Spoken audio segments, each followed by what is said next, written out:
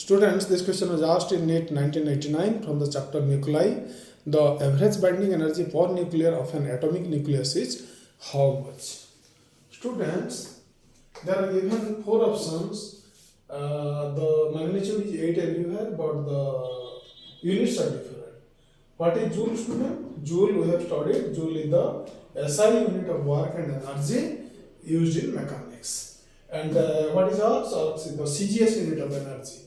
Okay, and EV, electron volt, is the unit in which we measure energy in the electrostatic problems or electrostatics. Okay, student. But in nuclear physics and atomic physics, the energy of atoms and nuclei are measured in the unit MeV, or that is mega electron volt, or million electron volt, that is 10 to the power 6. Okay, then we have studied, students, the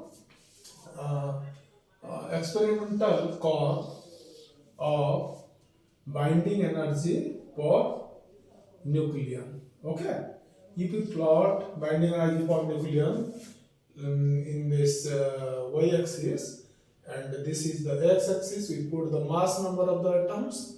Okay, mass numbers of the atoms, and we get a curve. First, let us write the binding energy per nucleon of first 10 element, student, that is hydrogen. For hydrogen, it is 0. Hydrogen 1, it is 0. Why, students? Because you see, there is only one proton in the nucleus of the hydrogen atom. There is no neutron or no another proton. So वो क्या किसको बांधेगा? वो बांधने के लिए तो कुछ नहीं है, एक ही प्रोटॉन है, तो उसका बाइंडिंग एनर्जी ऑब्वियसली 0 रहेगा.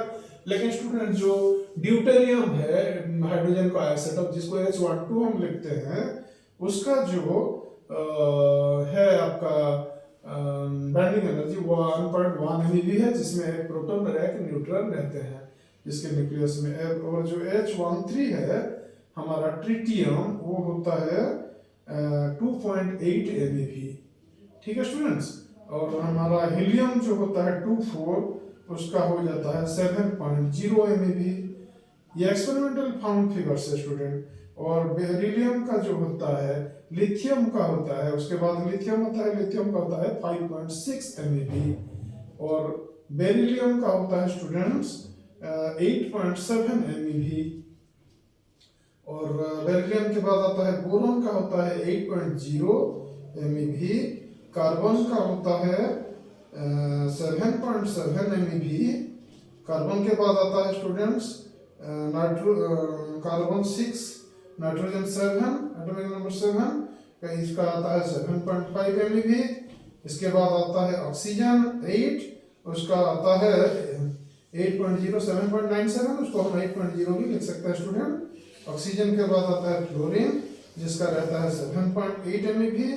और आपका नियन का आता है 8.0 MeV. ये फर्स्ट जो 10 एलिमेंट्स है आपका एटॉमिक नंबर 1 से लेकर 10 तक, उनका जो बाइंडिंग एनर्जी पर न्यूक्लियर है स्टूडेंट इन MeV यूनिट्स. और जो आयरन होता है, आयरन 2656, वो हमको पता है स्टूडेंट. उसके लिए जो हाईएस्ट होता है वैल्यू बाइंडिंग एनर्जी पर न्यूक्लियर का, जो है 8.8 MeV. और यूरेनियम जो 92-238 आइसोटोप है, हैवी एलिमेंट, उसका होता है वो स्टूडेंट 7.6 MeV. ठीक है. तो अभी हम यहाँ पे लेते हैं हाइड्रोजन को, फिर लेते हैं helium, lithium, beryllium, boron, carbon, nitrogen, oxygen, fluorine, नियम, लाइक दिस हम लेकर जाएंगे. तो क्या होगा स्टूडेंट आपका? ये करते हैं 1, ये है 2, ये है 3, ये 4, ये 5, ये 6, ये 7, ये 8, ये सपोज 9 है स्टूडेंट. तो आप देखिए हाइड्रोजन का जो है 0 है. ठीक है. हीलियम का कितना है? हीलियम का है 7.0. 7.0 तो यहाँ तक जाएगा हीलियम. ठीक है. तो ये पूरा सीधा यहाँ से यहाँ चला गया, हाइड्रोजन से हीलियम. लिथियम का कितना स्टूडेंट फल कर गया? 5.6. तो इधर आ जाएगा 5.6, यहाँ आ जाएगा, यहाँ पे ये फल कर गया.